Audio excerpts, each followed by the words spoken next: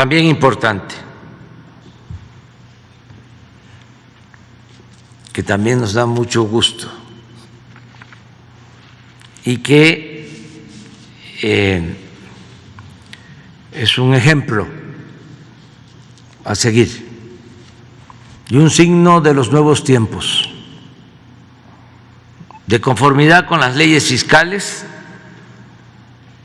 por esta operación se pagarán varios miles de millones de pesos de impuestos a la hacienda pública de nuestro país. Ya va a corresponder a los servidores públicos del SAT, de conformidad con las leyes, hacer la cuenta, pero se van a pagar todos los impuestos. Nada de lo que pasaba antes, de que se hacían grandes operaciones y no se pagaban ni siquiera los impuestos. Entonces, esta es la información que quería transmitir y de nuevo mis felicitaciones a Televisa y a Univisión. Tengo entendido que se va a llamar la nueva empresa así, Televisa Univisión. Y deseo que le vaya muy bien a esta nueva empresa de comunicación. Ese es el informe. Ahora sí, abrimos.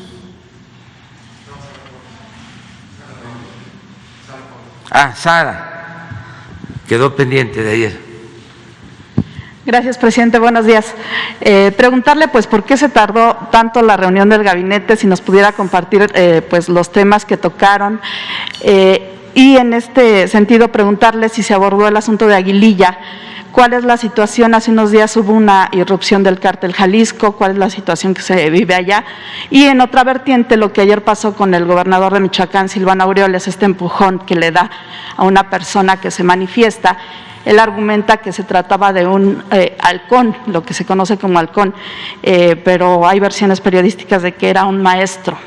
Preguntarle qué reporte tiene, porque él iba en vehículos militares, si usted tiene el reporte de que en efecto pues se trataba de una persona, de un halcón, que estaba agrediendo a la Guardia Nacional, a la Marina y al propio gobernador, como lo sostiene el propio Silvano Aureoles. Gracias. Bueno, por eso también nos demoramos, porque no solo se trató este asunto, sino varios.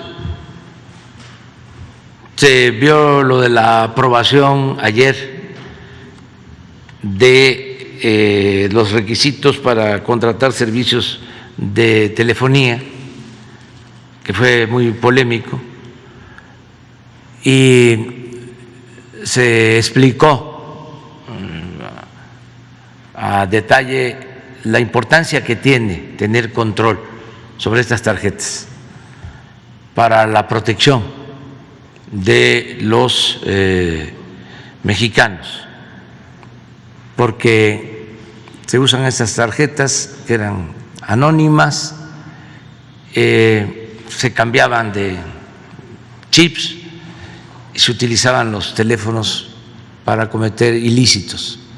Entonces, nada más es tener un registro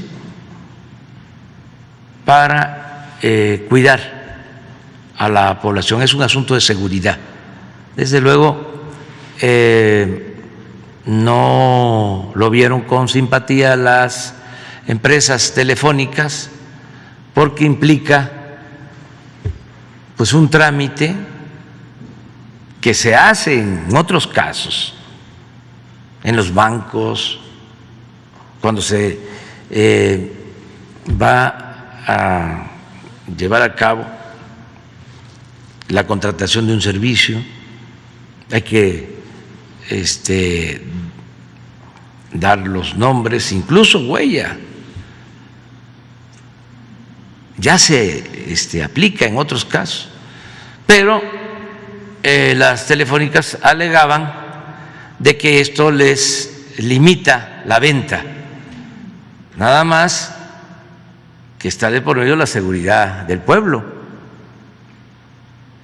y no es vender cacahuates.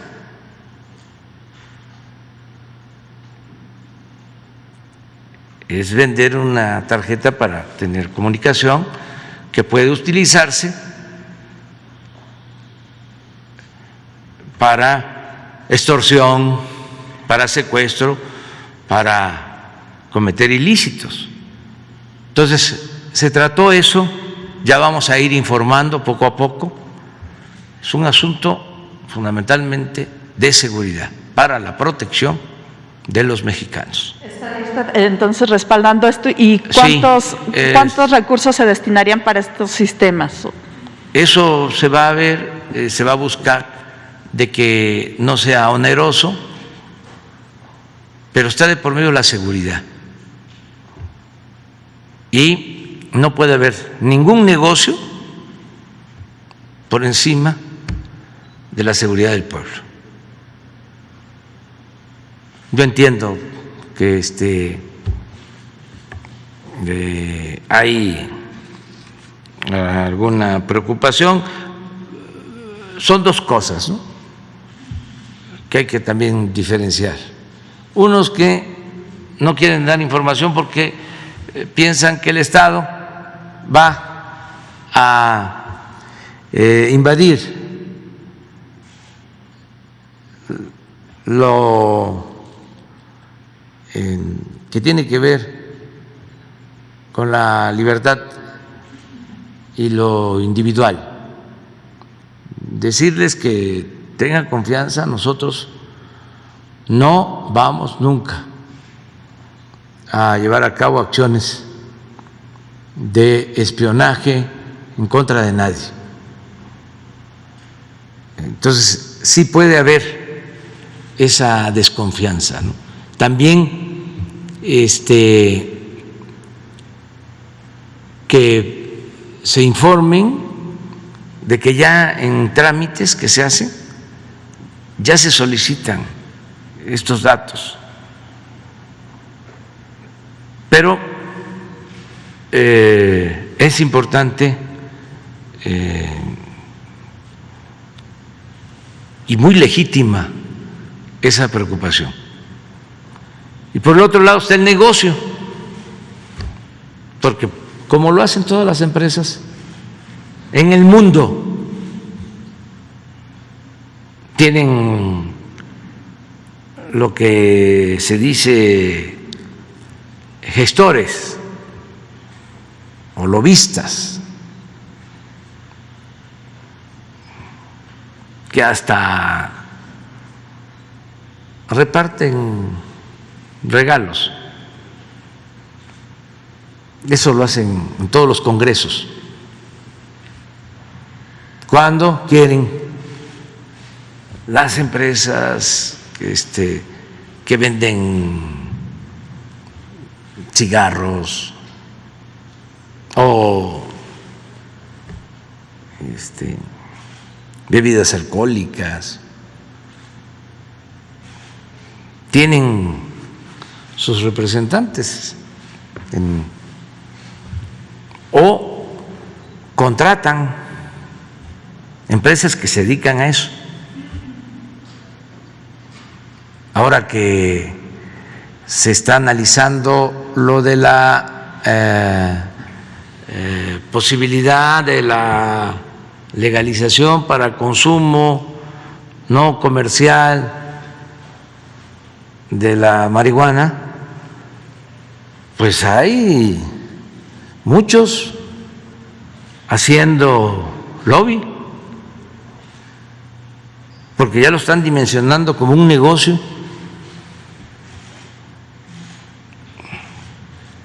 Me han llegado a decir, si esto se resuelve, van a haber ingresos millonarios para la hacienda pública, que es una visión distinta a quienes consideran que no hay que prohibir. Pero así como hay esa visión, existe la otra, la del negocio. Y también lo mismo, no puede ser negocio algo que pueda afectar la salud o peor, que pueda significar violencia o pérdida de vidas humanas. Entonces, todo eso se está viendo, se trató eso hoy, entre otras cosas, fueron varios temas muy interesantes, y se trató también lo de Michoacán. Se está pidiendo de que no se use ninguna medida represiva. Y aprovecho para hacer un llamado a Aguilillas y a todas las comunidades de Michoacán, en todos los pueblos, para que ayudemos a la pacificación, sin el uso de la fuerza. Siempre he sostenido que no se puede enfrentar la violencia con la violencia. No se puede apagar el fuego con el fuego, no se puede enfrentar el mal con el mal. El mal hay que enfrentarlo haciendo el bien. Por eso, en el caso de Michoacán, en Aguililla, actuó muy bien la Secretaría de la Defensa,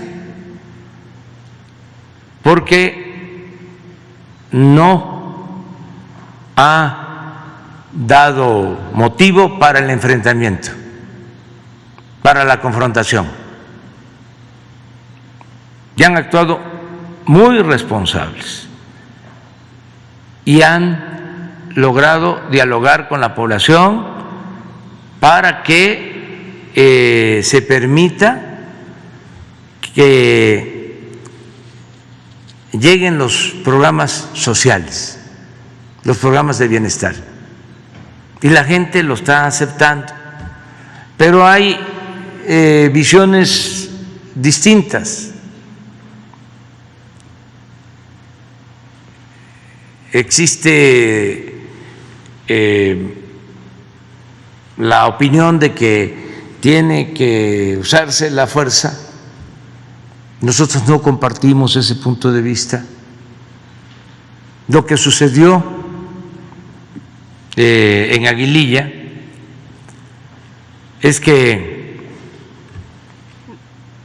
después de muchas insistencias del gobierno del Estado para que participara el ejército,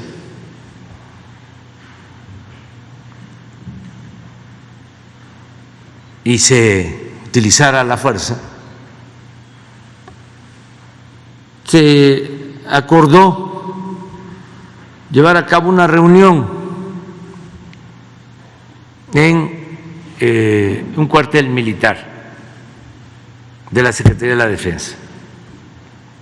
Y llegó el gobernador, y estaba el comandante de la zona, y habían oficiales en el cuartel,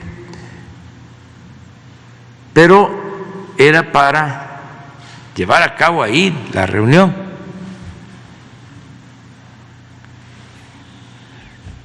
Se habló, se volvió a sostener la postura del gobierno federal de que no se iba a utilizar la fuerza y que se tiene que privilegiar el diálogo y el acuerdo, y la gente así lo entiende y así se ha ido avanzando, a pesar de que hay presencia de grupos de la delincuencia organizada en la zona. pero no todos son miembros de las organizaciones delictivas. La mayoría del pueblo es gente honesta, trabajadora, pacífica. Entonces se llevó a cabo la reunión, se volvió a reafirmar la postura de la Secretaría de Defensa, y ya estando ahí, el gobernador decidió ir a la plaza. Entonces, para protegerlo, porque llegó Aguililla a la base en helicóptero,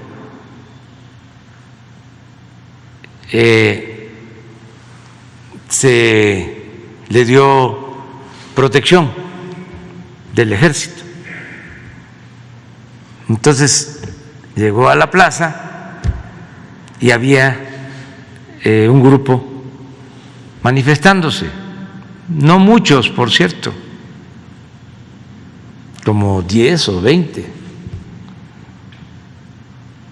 A ver si tienen ahí el video. Incluso un niño estaba por ahí. Sí, entonces, pues todos cometemos errores porque no somos perfectos. Siempre he dicho que la perfección tiene que ver con el Creador. Nosotros pues siempre cometemos errores. Entonces, llega acompañado, esto lo tengo que decir, porque como está la presencia de el ejército, pues que no se piense que es un asunto concertado. El ejército no participó, no está de acuerdo en estas acciones. Pero imagínense si no se le da protección al gobernador de un estado en una situación así. Entonces lo acompañaron. Entonces sucedió esto que van ustedes a ver. Ahí está la plaza, baja el gobernador y hay uno con pancarta.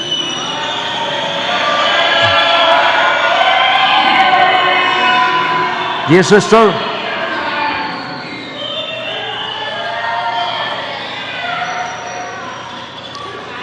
Si se dan cuenta, ahí no hay militares, es su guardia personal. Y ahí están los, a ver si no se abre, a ver, nada más para ver cuánta gente. Ellos son.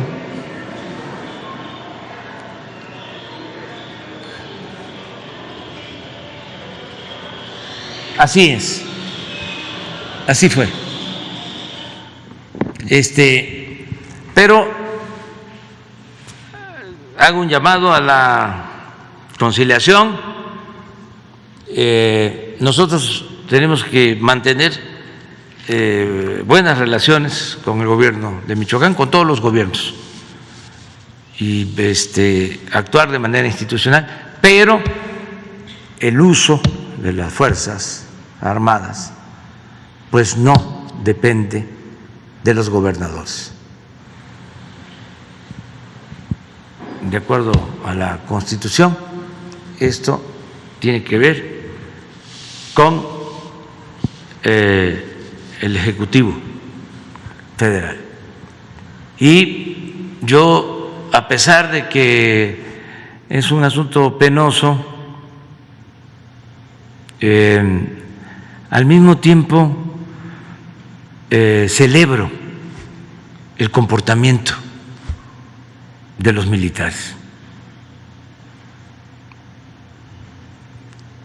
El ser respetuosos de la gente, el no actuar de manera autoritaria, el apostar a proteger los derechos humanos, al diálogo, a los programas sociales, a los programas de bienestar.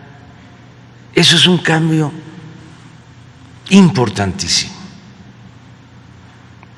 No es la imagen del ejército represor, es un ejército responsable, como es un ejército que surge de un movimiento revolucionario, de un movimiento popular, un ejército del pueblo.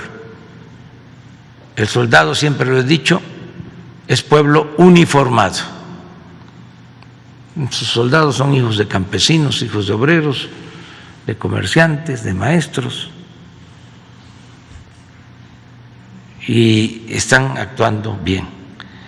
Bueno, espero haberte contestado. Sí, presidente, solo en este tema decía que usted tenía diferencias. Las diferencias son con el gobernador justo por el uso de la fuerza, preguntarle eso.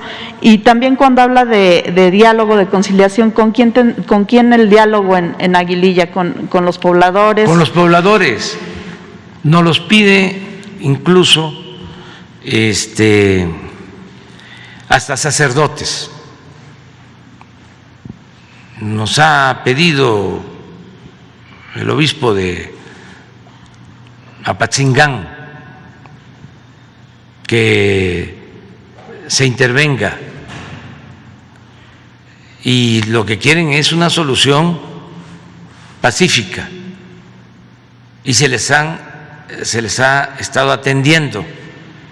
Ha habido reuniones de la secretaria de Seguridad Pública, de todo el gabinete, con autoridades religiosas, buscando pacificar. Pero si tomamos los pueblos y se usa la fuerza, se invade con policías, con soldados, pues eso no va a conducir a nada bueno. Tenemos que llamar a todos a la serenidad, a la tranquilidad, a buscar la paz, no a la violencia. ¿Qué es la diferencia que hay entonces con el gobernador Aureoles? Sí, pero no tampoco es un asunto tan grave. Acuérdense que en la democracia siempre hay diferencias, hay discrepancias. Solo en las dictaduras no existe pluralidad, pero en la democracia sí. Y lo importante es resolver las diferencias con el diálogo, el entendimiento,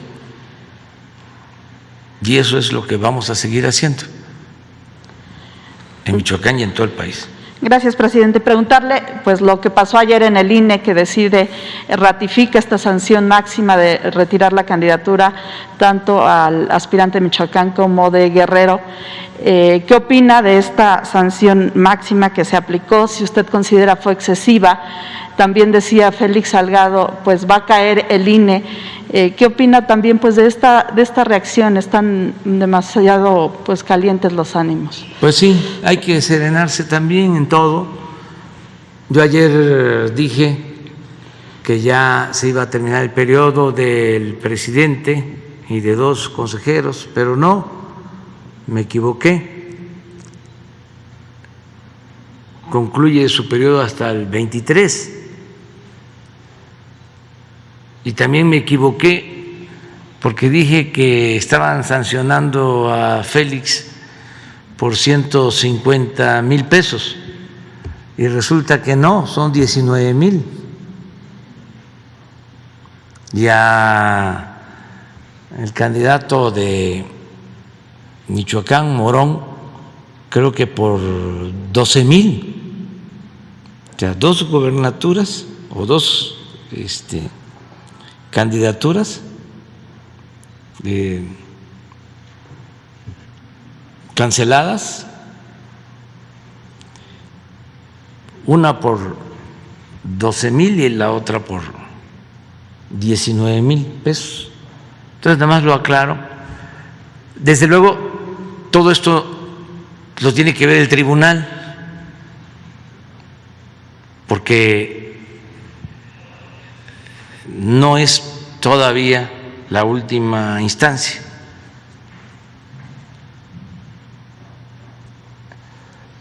Y opinando, porque se trata de la democracia, y sobre eso sí voy a opinar siempre, me ofrezco disculpas, porque sí me importa mucho la democracia. Creo que se debe de respetar la resolución del tribunal, en el sentido de que puede haber una sanción, pero no quitarles el derecho de participar. Es un derecho constitucional. Pero además, si vamos al fondo, ¿qué es lo que importa? En la democracia manda el pueblo.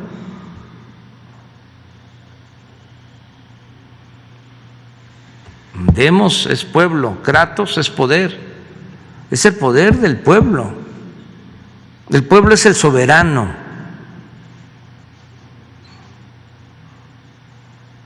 No los aparatos, las estructuras. El pueblo es el que decide en la democracia, es el que manda. Se establece hasta en el artículo 39 de la Constitución. El pueblo tiene en todo momento el derecho a cambiar hasta la forma de el gobierno. El pueblo es soberano. Entonces, ¿por qué impedir que el pueblo sea el que decida? ¿Por qué no se le deja al pueblo de Michoacán, al pueblo de Guerrero, que decidan? Si son malos ciudadanos,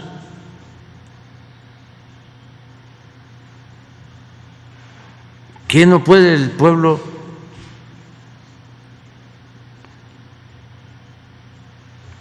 calificarlos, reprobarlos o elegirlos? Porque estaríamos ante un hecho inédito.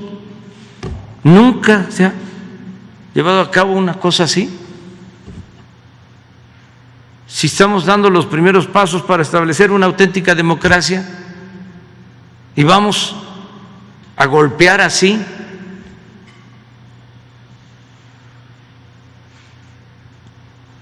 a la democracia, no es exagerado lo que dije, es un atentado a la democracia.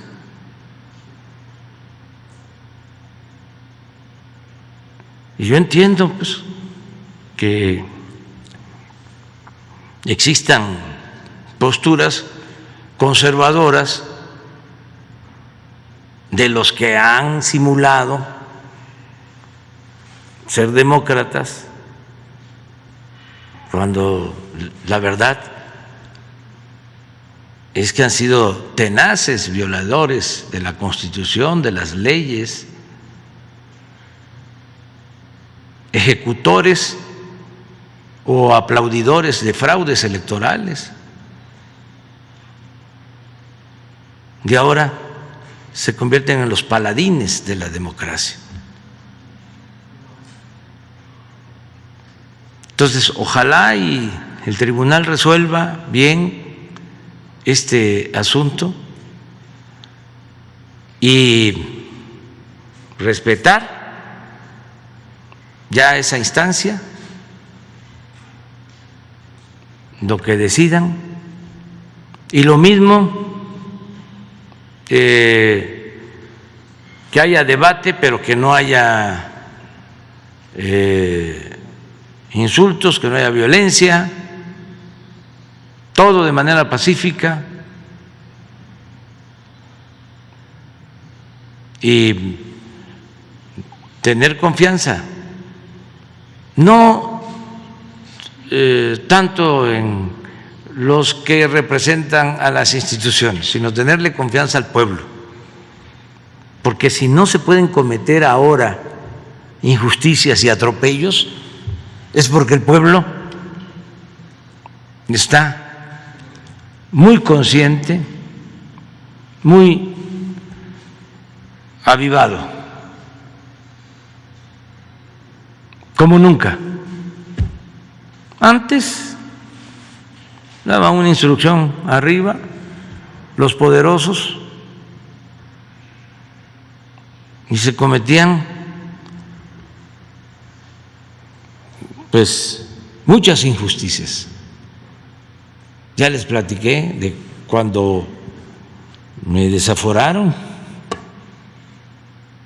fue una instrucción de Los Pinos al presidente de la Suprema Corte, Mariano Azuela, un acuerdo de los partidos. Hay una anécdota, cuando sale el pueblo a defenderme, hubo una manifestación como de 1 millón de personas. Por eso yo siempre sostengo que el pueblo es mucha pieza. Y ya cuando tuvieron que dar marcha atrás, el presidente Fox salió a decir que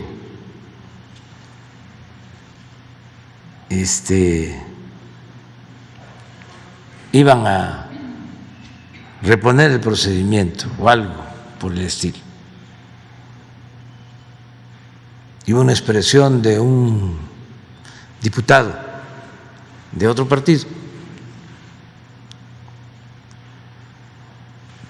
Ya habían llegado al acuerdo de quitarme para que yo no apareciera en la boleta del 2006. Y todo esto hasta lo cuentan el mismo presidente Fox. O sea, porque no pudieron con el desafuero, pero luego nos robaron la presidencia. Pero la anécdota es de que está un diputado del otro partido, bueno, lo voy a decir porque además ya es historia, ya yo creo que hasta lo escribí, Chofet, que era en ese entonces diputado y era como el brazo operador de Manlio Fabio Beltrones, que era el dirigente de la Cámara. Y según los que lo escucharon, la expresión de Chafet fue: ya se nos rajó Fox. Se nos rajó Fox. Entonces, así era antes y ya no debe de seguir siendo de esa manera. Hay que cambiar. Y puede que no nos guste un personaje, hombre o mujer, pero no pueden fabricarse delitos. No puede haber venganza. No. Y siempre el mejor método cuando hay un conflicto es el método democrático. Bien se dice de que para no equivocarnos, lo mejor es preguntar. Y en este caso, ¿a quién se le va a preguntar? Al pueblo. Al pueblo de Michoacán, al pueblo de Guerrero. No hay que tenerle miedo al pueblo. Y tampoco despreciarlo. Entonces vamos a esperar a ver qué resulta con la decisión ya definitiva del tribunal. ¿Usted respaldaría estas expresiones de que el INE debe desaparecer y no es como una manera pues de amenazarlos? No me gusta la resolución, entonces mejor desaparecemos. Ya ayer hablé de eso, que para que no haya ese tipo de expresiones, que yo no permito, ni estoy de acuerdo, para que no se dé ese ambiente de confrontación, lo mejor es actuar con rectitud, con integridad, sin fobias.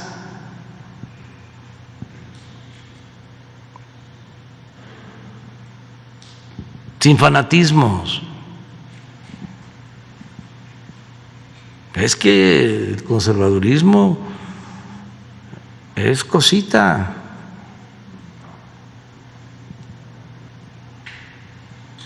Acuérdense de la historia,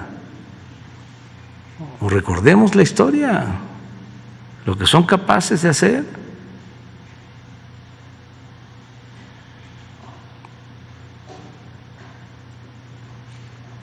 Cuando nos hicieron el fraude en el 2006, uno de estos personajes que todavía está en contra de nosotros, él ya no, el hijo, Claudio X González, tuvo 2 o 3 expresiones. Una le dijo a Emilio Azcárraga en aquel tiempo: métanse con todo, no podemos permitir que este populista llegue a la presidencia. Y Emilio le decía: es que vamos a perder credibilidad con la guerra sucia. No, eso va a ser temporal, transitorio. Luego recuperan la credibilidad. Luego otra expresión, ya cuando hacen el fraude, se reúnen con Calderón, dicen: no, pues nos pasó zumbando la bala. Y ahí mismo, pero si no hubiésemos ganado o no nos hubiésemos impuesto, hubiésemos pensado en lo que se hizo en Chile.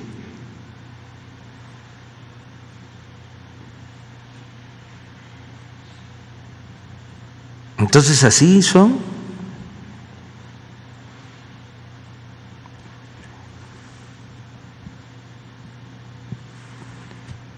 Entonces vamos a resolver pacíficamente y por la vía legal nuestras diferencias, y son claramente 2 proyectos distintos, contrapuestos, de nación. Eso es indudable. Y yo respeto lo que ellos sostienen, respeto, no lo comparto. Están a favor de las privatizaciones, están a favor de la idea que yo considero falsa, de que si le va bien a los de arriba, les va bien a los de abajo, que si llueve fuerte arriba, gotea abajo, y que hay que apoyar siempre a los de arriba, porque así algo le llega a los de abajo, como si la riqueza fuese contagiosa. Yo no creo en eso. Yo creo que existe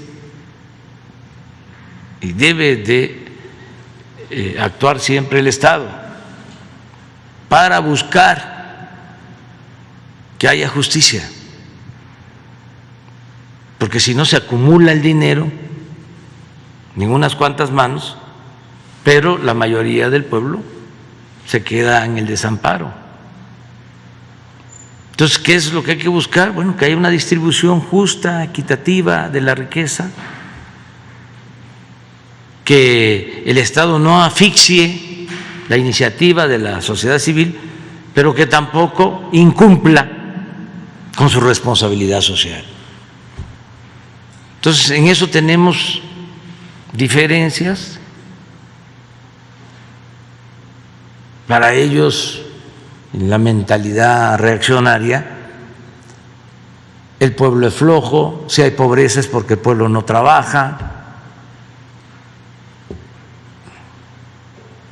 Para ellos hay diferencias de culturas o raciales, son clasistas, son racistas. Para ellos lo más importante es el dinero, es su Dios, como decía Hidalgo. Decía Hidalgo, el único Dios de los oligarcas. Así textual, ¿no? El cura Hidalgo, cuando lo estaban excomulgando, juzgando, el único Dios de los oligarcas es el dinero. Entonces tenemos esas diferencias. Nosotros le tenemos amor al pueblo,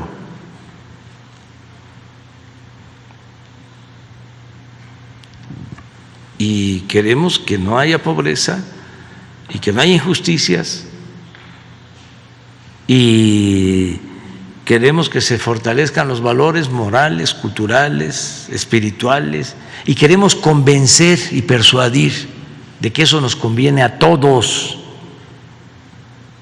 Ahora que estoy leyendo esto, es una operación que se lleva a cabo arriba, en la cúpula del poder económico, y lo celebro. ¿Por qué? Bueno, porque se genera un beneficio, no se puede distribuir lo que no se tiene, hay que generar la riqueza para poderla distribuir.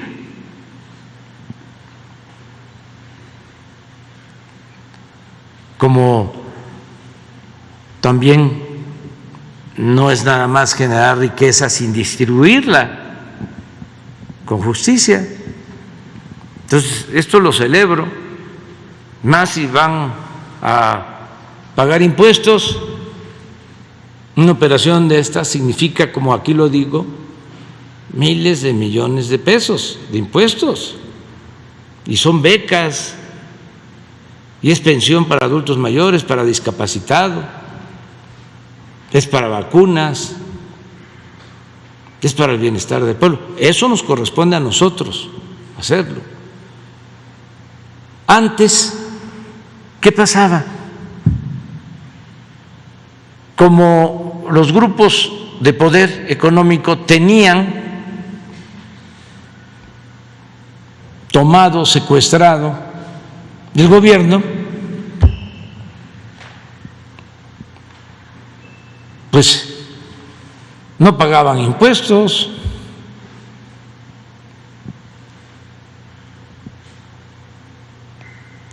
la historia del pago de los impuestos en México, encontramos que con el presidente Echeverría, que supuestamente era populista. Fue cuando se decide establecer un mecanismo de consolidación fiscal para que no pagaran impuestos las grandes empresas. ¿En qué consiste este mecanismo que se creó? De que podían juntar ganancias y pérdidas. Entonces, tenían una empresa exitosa con ganancia y creaban 3, 4 en donde perdían. Y en el balance no había utilidad y no pagaban. Esa es la llamada consolidación fiscal. Y surge con el presidente Echeverría. Y esos mismos grupos son parte de la campaña en contra de la política de Echeverría. Luego vienen otros gobiernos en lo fiscal y surgen los rescates, aunque ya había el antecedente de los rescates desde la época de Porfirio Díaz. Pero con el presidente López Portillo se rescatan empresas famosísimas, que no las voy a mencionar, del país, de México, de Monterrey, rescate con dinero de los mexicanos. Luego el FOBAPROA,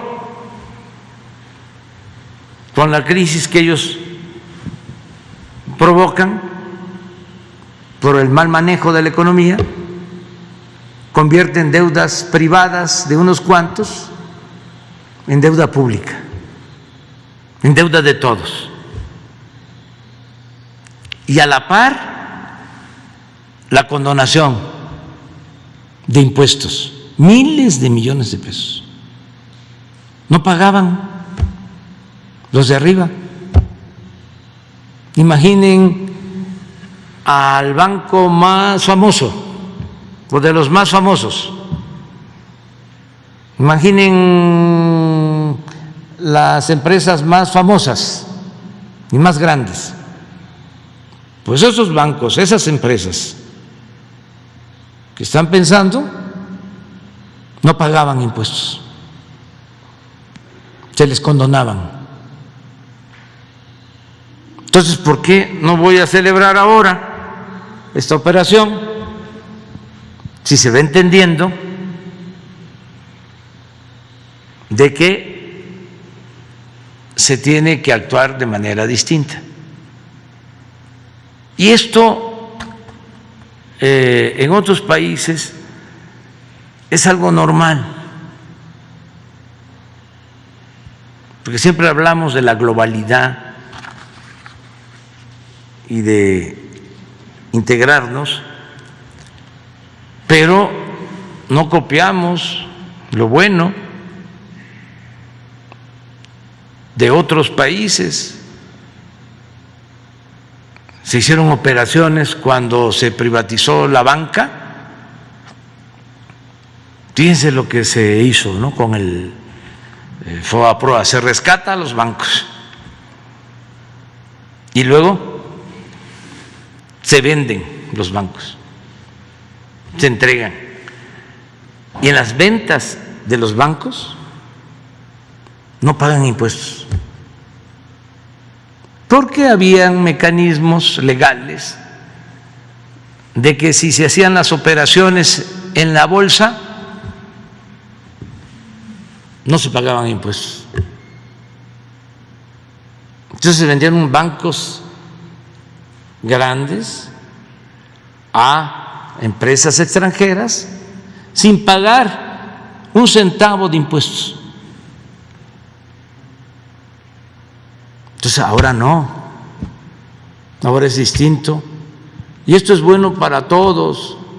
Yo estoy seguro que esta empresa nueva que va a surgir de la fusión de Televisa y Univisión va a ser muy exitosa. Estoy seguro de eso, porque además son millones los hispanos. Nada más para precisar, ¿usted no va entonces por desaparecer al INE con esta reforma de la que habló ayer? ¿No pasaría por la renovación de todos los consejeros? ¿O sí podría, o va a analizarlo todavía? Sí, está en análisis. Si conviene a la democracia, lo que dije ayer, se hace. Todo lo que sea bueno para el pueblo y todo lo que sea bueno para acabar con la corrupción, para dignificar al gobierno, para que haya democracia y haya justicia. Y no hay que preocuparse si existe oposición o si no todos pensamos igual. No, así es la democracia. Y hay que garantizar el derecho a disentir y debatir y entendernos, y la regla de oro es de que sea el pueblo el que decida, que sea el pueblo el que mande, o mandar obedeciendo.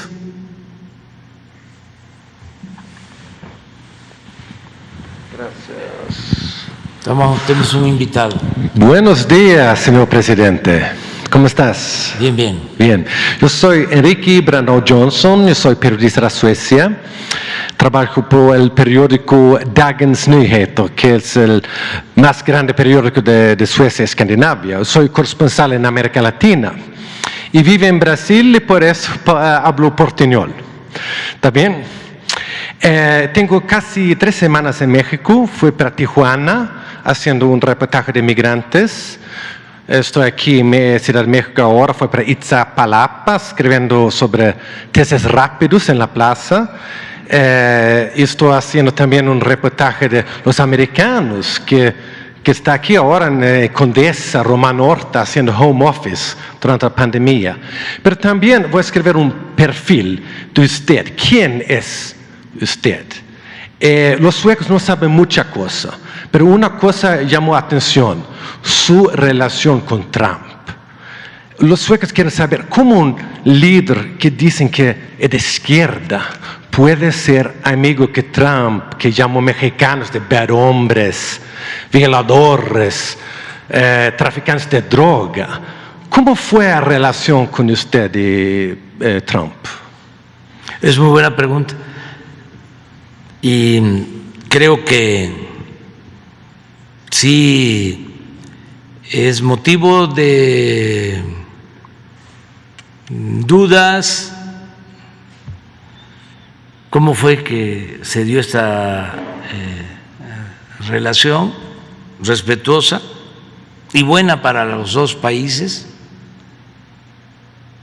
Se apostaba a que íbamos a confrontarnos, que no nos íbamos a entender. Al final nos entendimos. El presidente Trump actúa políticamente de una manera con relación a México cuando inicia, y ya cuando nosotros llegamos a la presidencia hay un cambio.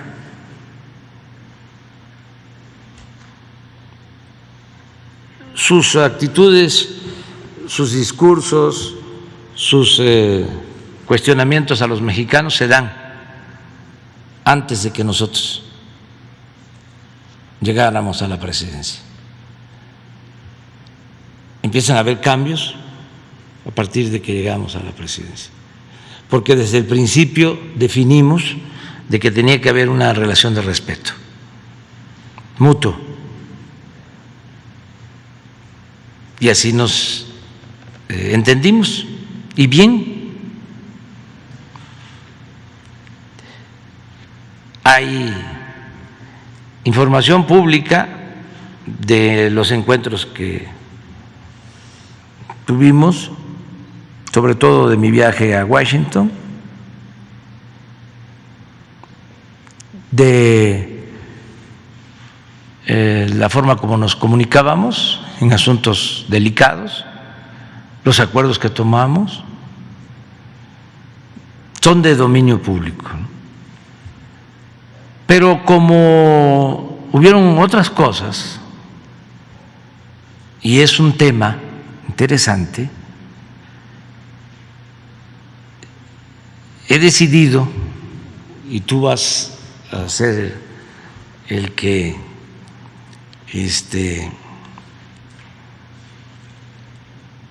origines esta confesión de mi parte, o por tu pregunta voy a informar que estoy haciendo un libro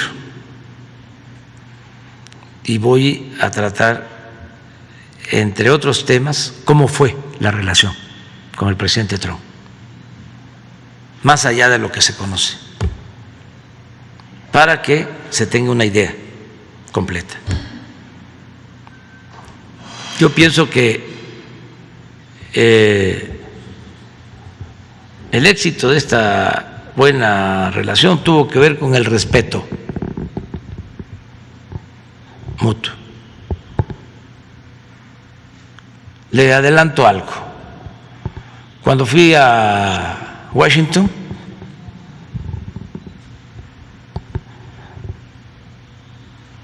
la petición respetuosa fue que no queríamos que se tratara, que no se hablara del muro, porque si se iba a hablar de eso, no iba a terminar bien la reunión, y que no tenía caso que yo viajara tan lejos para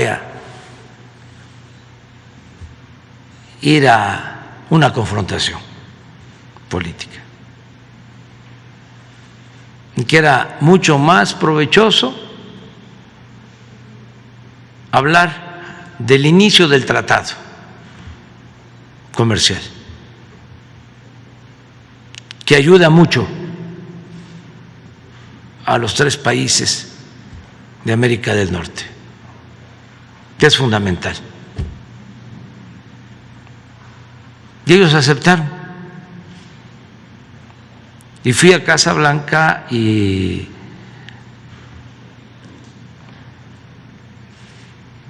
hubieron 2 discursos públicos y entrevistas, y no se tocó el tema del muro. Entonces, siempre fue así. Nosotros no aceptamos injerencias en asuntos que corresponden a México. Él fue muy respetuoso en varias decisiones.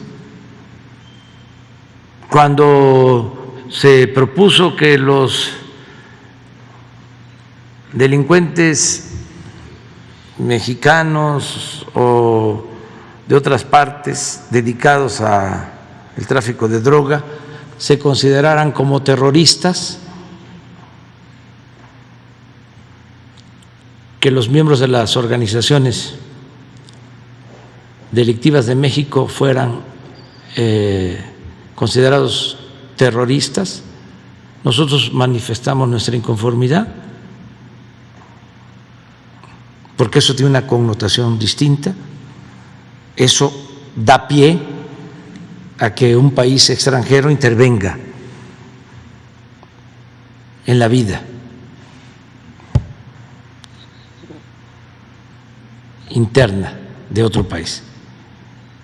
Y de acuerdo a nuestra política exterior, nosotros defendemos el principio de la no intervención y de la autodeterminación de los pueblos. Entonces, eso lo entendió. Y así muchas otras cosas, pero en el libro voy a contar más. Fue buena la relación y es lo mismo que estamos haciendo en la relación con el presidente Biden. Lo mismo. Pero tú demoró de felicitar Biden, como Bolsonaro, tú demoró varias semanas. Sí, porque cada país tiene su historia. En política no se pueden extrapolar, ¿sí?, las experiencias. Cada pueblo tiene su historia, su idiosincrasia. No, disculpa, no entendí eso. Nosotros venimos de una lucha por la democracia y para llegar aquí nos hicieron fraudes electorales. Aquí. Sí. Entonces, padecimos de fraudes y padecimos de que todavía no se calificaba una elección por la autoridad competente y ya gobiernos extranjeros estaban felicitando a el que había supuestamente ganado o había llegado mediante fraude. Se buscaba legitimar con el apoyo externo el fraude. Eso lo padecimos. Pero en Estados Unidos no fue fraude. Pero lo que hicimos fue esperar a que la autoridad electoral resolviera en última instancia. Claro, cada país tiene su política diplomática. Los del Partido Demócrata, pues seguramente llamaron a los gobiernos de otros países para decir que se reconociera ya la elección, que se aceptara la elección y que, si lo decidían, felicitaran al triunfador. Pero nosotros tenemos otra historia y tenemos que actuar con apego a la Constitución. No intervención, autodeterminación de los pueblos, solución pacífica a las controversias. Claro, nuestros adversarios, los conservadores aquí, que hay muchos internacionalistas muy reaccionarios, muy conservadores, porque el pensamiento conservador es mundial, como el pensamiento liberal, siempre ha sido mundial. Entonces, argumentaban de que estábamos en contra del presidente Biden. El presidente Biden ha entendido bien nuestra postura y nunca hubo un reclamo. Hemos hablado por teléfono 3, 4 veces y llevamos muy buenas relaciones. Sin embargo, los expertos en política internacional de derecha, los conservadores, pues hacen conjeturas también, como el conservadurismo es muy sumiso,